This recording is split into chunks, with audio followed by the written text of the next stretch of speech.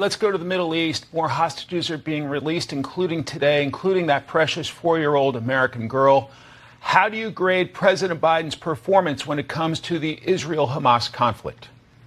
We're certainly glad that she is home, that any hostage that is released. But your last guest talked about how the Biden policies toward Iran have actually animated more violence from Hamas. So I would give Joe Biden an F, because he's allowing billions of dollars to be accessed and cash flow finance from Iran. We already know what Iran will do with that. They will use it to extend their malign influence. And it's worth noting that even the Biden administration's own inspector general at USAID is saying that a lot of this humanitarian assistance that Biden was just trumpeting from Nantucket actually ends up in the hands of Hamas. So let's not fund Hamas through Iran. Let's not feed Hamas through these USAID and other so-called humanitarian programs. So what more should the president do in terms of pinching Iran and being more careful with the aid to Hamas? Is that your view?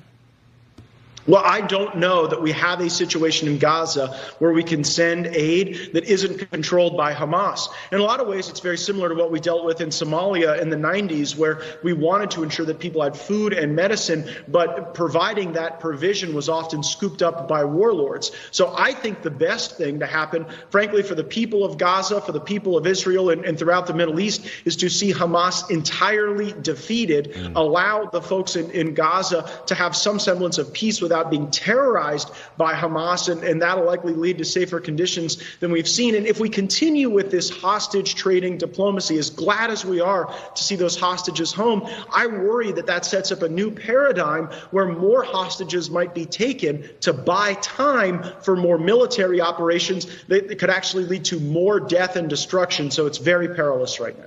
I mentioned you're on the